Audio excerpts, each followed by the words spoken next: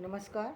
आज का motivational video है अपना दुनिया देखने का तरीका सही करें। दुनिया देखने का जो तरीका एक बना करके रखा है कि हम दुनिया के अन्य लोगों को अपने साथ जोड़ करके देखते हैं और दूसरी सारी चीज़ों को अपना समझते हैं। ये हमारी सबसे बड़ी भूल है।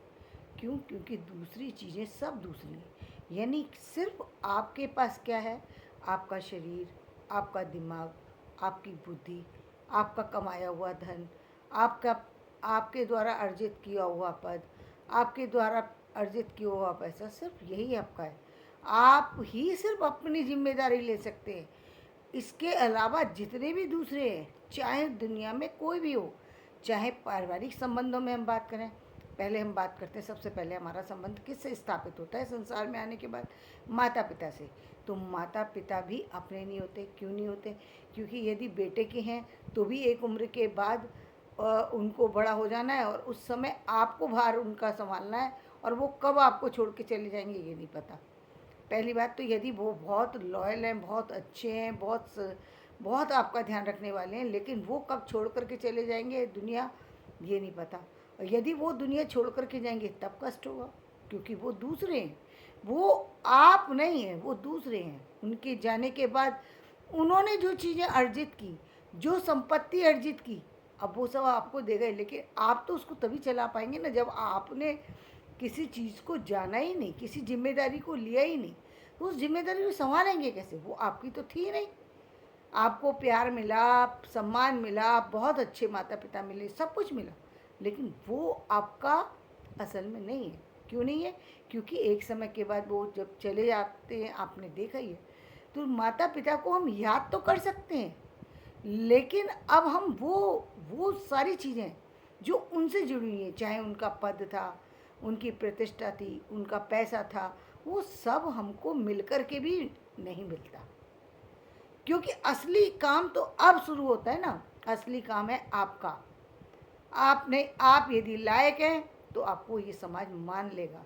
आप नालायक हैं तो आपको समाज वैसे ही लेगा, चाहे आप कहीं के कितने भी बड़े राजकुमार हो, चाहे कहीं कितने भी बड़े घर के व्यक्ति हों, चाहे कुछ भी हो, समाज सिर्फ आपको स्वीकार करेगा, आपके अस्तित्व को स्वीकार करेगा, आपकी योग्यता को स्वीकार करेगा। यहाँ से दुनिया शुरू होती है। तो आपने देखा कि माता और पिता अपने होते हुए भी अपने नहीं हुए, और यदि माता पिता पहले से ही ऐसे हैं जो अलग ही तरीके के आज की दुनिया की तरीके से हैं, तो भी वो अपने नहीं है। क्योंकि भाई एक समय के बाद तो व्यक्ति को जब उम्र हो जाती है, जब वो उसको माता पिता को से जॉब के कारण से बच्चों को अलग होना पड़ता है, कभी किसी और अन्य कारण से अलग होना पड़ता है, तो भी वो छूट जाते हैं, या व्यवहार के कारण से छूट जाते हैं।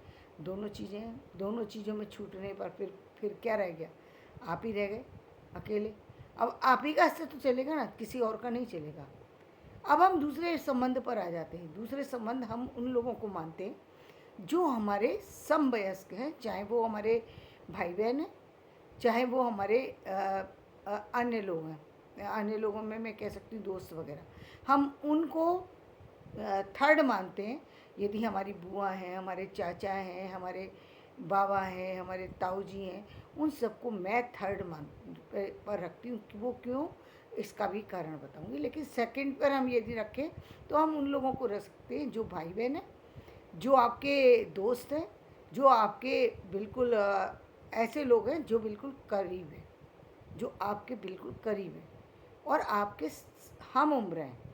आप दूसरे पे उसको रखते हैं, लेकिन वो सब अपने विवाह होते ही एक जगह से दूसरी जगह चले जाएंगे, आपके साथ नहीं रह सकते।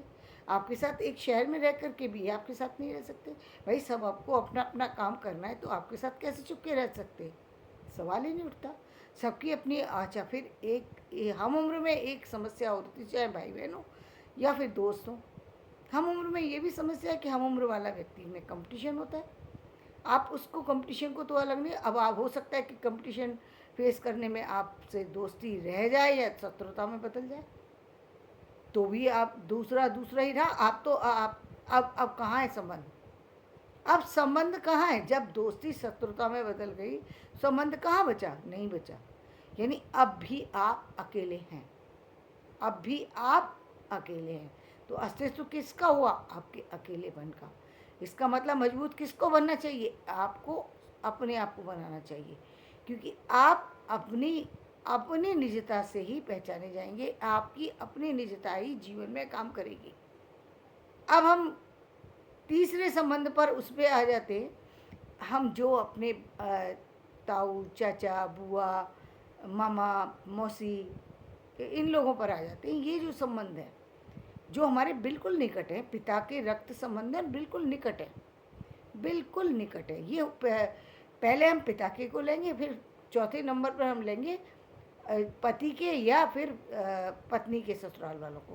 पहले थर्ड पर लेंगे अपने माता पिता के उनको इस संबंधों को। अब ये सारे लोग जब आप एक उम्र में आ जाते हैं तो ये सारे लोग थर्ड पर आ जाते हैं। यहाँ पर कंपटीशन होना शुरू हो जाता है। यहाँ पर एक अलग तरह की उम्मीद लोगों के अंदर होती है अपने भाई से, बहन से। भाई उनके तो वो भाई बहन ही है ना, माता पिता, और उनके तो वो वहाँ पर एक अलग तरीके से आपके साथ व्यवहार कर सकते हैं। हो सकता है आपके पिता के बहुत अच्छे संबंध हो तो वो आपके साथ बहुत अच्छा भी करें। हो सकता है बहुत अच्छे संबंध हो लेकिन उनके संबंध होने के बावजूद भी उनके अंदर कहीं ना कहीं कोई ईर्ष्या का भाव हो, तो हो सकता है आपके साथ संबंध अच्छे ना रखें वो, क्योंकि उनको आपका बढ़ता हुआ व्यक्तित्व, आपकी बढ़ती हुई पहचान शायद अच्छी ना लगे, शायद अच्छी लगे और शायद अच्छी ना लगे, दोनों चीज़ें हो सकती हैं। लेकिन आप कुछ भी नहीं कर सकते। जो चीज़ दूसरे की है, जो दूसरे की थिंकिंग है, जो दूसरे के विचार हैं, जो दूसरे की इरिटेटिंग नेचर है या अच्छी नेचर है या अच्छा चरित्र है या खराब, आप उस पर वर्क करना भी बेकार होता है, करना भी नहीं चाहिए। वो वो उन पर उस पर कैसे काम करेंगे आप, जब आप सिर्फ और सिर्फ अपने चरित्र का निर्माण कर सकते हैं, दूसरे के चरित्र के निर्माण की आप गारंटी नहीं ले सकते। हाँ, ये कर सकते हैं आप उसके चरित्र को बनाने में अपना जितना योगदान है वो उससे जितना योगदान आपको बताया उससे भी अधिक देना चाहिए, बिल्कुल देना चाहिए। और माता पिता भी देते हैं और देना भी चाहिए, या और लोग भी देते हैं, तो वो आपका दायित्व है, वो देना चाहिए। लेकिन वो चरित्र निर्माण कितना होगा वो व्यक्ति विशेष पर निर्भर करता है, उसके खुद के ऊपर निर्भर करता है। चाहे तो वो अपने व्यक्तित्व को बना सकता है, चाहे तो अपने व्यक्तित्व को बिगाड़ सकता है। तो वो तीसरा जो एक पक्ष था जहाँ पर आपको संबंध तो मिलते हैं लेकिन संबंध एक अलग तरीके से देखते हैं, आपको अलग तरीके से वो संबंध आगे बढ़ते हैं। और उसमें उसी संबंध में जो हमने कहा कि ये चौथे नंबर का जो संबंध है, इस संबंध में ही उनके उन सभी पूरे परिवार की फैमिली के बच्चे भी शामिल हो जाते हैं। अब पांचवा संबंध बनता है। वो पांचवा संबंध कौन सा? पांचवा संबंध होता है ससुराल पक्ष का, चाहे लड़के की ससुराल हो या लड़की की। ज़्यादातर देखने में ये है लड़के तो उस पांचवें संबंध को, जो लड़की के परिवार के संबंध को ज़्यादातर अभी तक के संबंध की बात कर रही हूँ, 2022 तक की स्थिति में ये थे कि जितना था ससुराल से कम बनाते थे, अपने माता पिता से अधिक बनाते थे। अपने माता पिता के परिवार वालों से उनको संबंध अधिक होते थे और उन्हीं से उनकी अपेक्षाएं अधिक होती थी। ससुराल के संबंधों में उनका जो लोगों का नज़रिया है वो एक अलग तरीके से है, और क्योंकि वो भी अलग तरीके से देखते हैं ससुराल वालों को, तो ससुराल वाले भी उनको अलग तरीके से देखते हैं, तो वहाँ पर वो अलग भूमिका होती है। वहीं जहाँ लड़की की बात करें तो लड़की पूरी तरह से अपने ससुराल वालों को ही सब कुछ समझ लेती है, मायके वालों को बिल्कुल ख़त्म ही कर देती है अपनी ज़िंदगी से, जो कि बिल्कुल नहीं करना चाहिए। वो समझती है यहाँ का सब कुछ मेरा है। जहाँ हम लड़की की बात कहें, वो समझती है यहाँ पर पूरा मेरा कब्जा ही कब्जा, ये सब कुछ मेरा ही मेरा है, यहाँ पर कोई किसी और का कुछ है ही नहीं। कई बार वो जता भी देती है, कई बार नहीं जताती है, तो वो अलग अलग तरीके के व्यवहार के ऊपर। लेकिन ये अब यहाँ पर उसका अपना व्यवहार भी शामिल हो जाता है, विचार भी शामिल हो जाते हैं, और वो अपने मायके से, ज़्यादातर लड़कियाँ अपने मायके से तो संबंध ही ख़त्म कर देती हैं। उनके लिए मायका, और बताया भी समाज में भी यही कहा जाता है, अब मायके से तुम्हारा कोई मतलब नहीं है, अब तुम्हारा यही घर है, कहा यही जाता है। लेकिन सच्चाई ये है कि जैसे ही कोई विपदा आ जाए, चाहे वो विपदा एक्सीडेंटली आए, यानी कोई अचानक आपदा के कारण आ जाए, या जानबूझ करके डाली हुई आपदा आ जाए, वो दोनों ही आपदा में लड़की अकेली पड़ जाती है, क्योंकि मायका तो उसने पहले ही छोड़ दिया था। अब वो मायके लौटना चाहती है, मायके वाले क्यों स्वीकार करें जब आज तक तो तुमने ससुराल को ही समझा अपना, उन्हीं के हक के लिए लड़ रही थी, तो अब वो क्यों स्वीकार करें। तो दोनों ही तरफ से एक तरीके से उसको अकेला होना पड़ता है। ये संबंध ये संबंध की सच्चाई है। और सच्चाई फिर मैं वही कहूँगी कि सिर्फ और सिर्फ जीवन में यदि संबंध बचता है तो किसका, आपके अपने अस्तित्व का। आप यदि अपने आप में मजबूत हैं तो आपको ना तो ससुराल वालों के संबंधों को देखने की ज़रूरत है, ना मायके वाले के संबंध की देखें। आपको अपने चरित्र का निर्माण करना चाहिए, आपको अपनी एजुकेशन का निर्माण करना चाहिए, आपको अपने शरीर का ध्यान रखना चाहिए, आपको अपनी और जिन चीज़ों को भी आप अपना समझते हैं, जिन चीज़ों से इस संसार की रचना होती है, उन चीज़ों को ये सोच करके चलना कि ये चीज़ें मेरे किसी काम की नहीं है। जैसा कि कई बार मैं देखती भी हूँ, कुछ लोग कहते हैं कि ये चीज़ें तो काम की नहीं, जिस दिन हम जाएंगे दुनिया से तो उस दिन तो सारी चीज़ें हमसे छीन ली जाएंगी, बिल्कुल छीन ली जाएंगी, बिल्कुल छीन ली जाएंगी।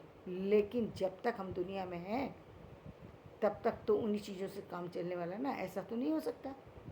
और यदि नहीं चलता है, यदि आप ये मानते हैं कि नहीं चलेगा, तो मैं चैलेंज देती हूँ कि वो व्यक्ति जो ये कहते हैं कि इन सब चीज़ों को जोड़ने की ज़रूरत नहीं है, जो बिना जोड़े जीवन चला के दिखाओ, पता लग जाएगा कि ज़मीन कहाँ है और आकाश कहाँ है, आप कहाँ खड़े हैं, आपका अस्तित्व हिल के रह जाएगा। क्योंकि सच्चाई यही है कि जीवन के चलाने के लिए जितनी चीज़ें दिखाई गई हैं, जितनी चीज़ें समझाई गई हैं, जो यथार्थ है उससे आप भाग रहे थे, इस यथार्थ से भाग रहे थे। यथार्थ ये कहता है कि जीवन में सिर्फ व्यक्ति के पास उसका शरीर यदि स्वस्थ रहे, शरीर के अंदर यदि सारे अंग आपके विकसित हैं, यानी आपकी आंखें काम करती हैं, हाथ काम करते हैं, पैर काम करते हैं, दिमाग काम करता है और बाकी पूरे जो बॉडी पार्ट हैं वो सब काम करते हैं, तो ये एक बहुत बड़ी उपलब्धि है। पहली उपलब्धि यही है, शरीर की उपलब्धि। दूसरी उपलब्धि फिर आती है कि अब आपने इससे कैसी एजुकेशन ली है, कैसे अपने आसपास का और चीज़ों का निर्माण किया है, कैसे आपने आर्थिक स्थितियाँ बनाई हैं, क्योंकि वो जीवन का आर्थिक पक्ष भी मजबूत करना ज़रूरी होता है। हाँ, जब बहुत हो और तब आप कुछ सोचें, कुछ और अलग सोचें, वो ठीक है, सोच लीजिएगा, लेकिन आप पहले ही ये सोचें कि ज़रूरत ही नहीं है, क्योंकि हम अंत में जाएंगे तब तो कुछ लेकर नहीं जाएंगे दुनिया में। तो ये तो सत्य है, कोई भी संसार में जाते समय कुछ नहीं लेके जाता, लेकिन ये भी तो सत्य है कि आते हैं तब तो हमारे पास खाली हाथ आते थे, लेकिन जाने के समय पर भी हमारी स्थिति इतनी भी ना हो कि हम अपने लिए भी भोजन अर्जित कर सकें, तो ये भी तो गलत है, ये भी तो गलत है। संसार में आखिर हमने क्या किया, सिर्फ व्यर्थ की आलोचनाओं में लगे रहते। क्या हमने सिर्फ इस जीवन को इसमें बर्बाद किया था कि दूसरे लोग क्या कर रहे हैं? क्या हमारा जीवन हमें इसीलिए मिला था कि हम अपने भाग्य को बर्बाद कर रहे थे, सौभाग्य को बर्बाद कर रहे थे? नहीं, सौभाग्य को जीवन मिला है हमें चरित्र का निर्माण करने के लिए, सौभाग्य को निर्मित करने के लिए, क्योंकि ये हमारी असली पूंजी है।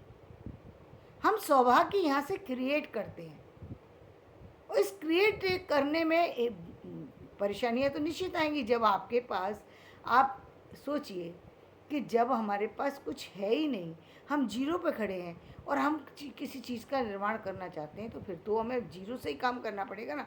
एक ऐसा सोच लीजिए, एक बंजर भूमि है, एक बंजर भूमि है, और बंजर भूमि पर आप सारी हरियाली लाना चाहते हैं, सारी जो है जितनी भी जीवन की संभावनाएं उनको भी लाना चाहते हैं। तो जहाँ आप हरियाली लाना चाहते हैं वहाँ भी आपको काम करना पड़ेगा। जहाँ आप हरियाली नहीं लाना चाहते हैं, जहाँ आप जो बिल्डिंग बनाना चाहते हैं, कुछ चीज़ों का निर्माण करना चाहते हैं, वहाँ भी काम करना पड़ेगा। यानी बंजर भूमि को आपको उपजाऊ बनाना पड़ेगा। यदि आप उसमें पौधे, फल, पुष्प आदि लगाना चाहते हैं, यानी ग्रीनरी करना चाहते हैं, तो उसके लिए भी आपको काम करना पड़ेगा। यानी पहले तो उसको उपजाऊ बनाना पड़ेगा, उस भूमि को, और फिर आपको उस पर काम करना पड़ेगा। और यदि आप कोई कोई स्ट्रक्चर खड़ा करना चाहते हैं, कुछ और निर्माण करना चाहते हैं, कोई कुछ भी चीज़ हो सकती है, घर से लेके इस संसार की कोई भी चीज़, वस्तु, कोई भी चीज़, कोई भी कुछ भी, यहाँ तक कि लोग जो है और बहुत जो चाहे व्यक्ति कर सकता है निर्माण। और आप देखते भी हैं बहुत सारे लोग इस संसार में आकर के बहुत बहुत ऐसी चीज़ों का निर्माण कर जाते हैं जिसके लिए व्यक्ति सोच भी नहीं सकता, और वो करते हैं और करना भी चाहिए। यदि आपके अंदर इतनी ताकत है, इतना कर सकते हैं, तो आप अब देखिए, एक समस्या क्या है कि जो व्यक्ति बंजर में है और चारों तरफ कुछ है नहीं, पैसा भी नहीं है, तो अब उस व्यक्ति के काम करने के लिए और कोई है भी नहीं साथ में, निश्चित रूप से काम करने में उसको कठिनाइयाँ आएंगी ही आएंगी।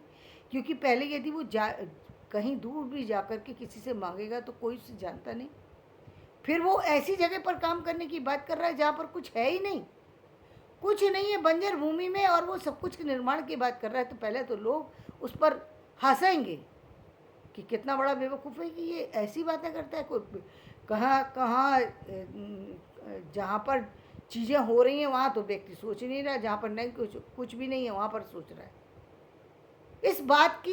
इस बात को मैं आपको बताती हूँ। ये बात है 1999 की, और मैंने अपने पिता से कहा एक जगह जहाँ पर हम थे, तो वहाँ पर मैंने अपने पिता से कहा, वहाँ पे 30 पैसे गज ज़मीन मिल रही थी। तो पापा ने कहा कि क्या चाहिए, तो मैंने कहा मुझे 1000 एकड़ ज़मीन खरीद दो। तो पापा मेरे कहने लगे, देखा दिमाग कितना ख़राब है, इस जगह इस जंगल में ये ज़मीन खरीदना चाहती है, इसका कोई मूल्य है?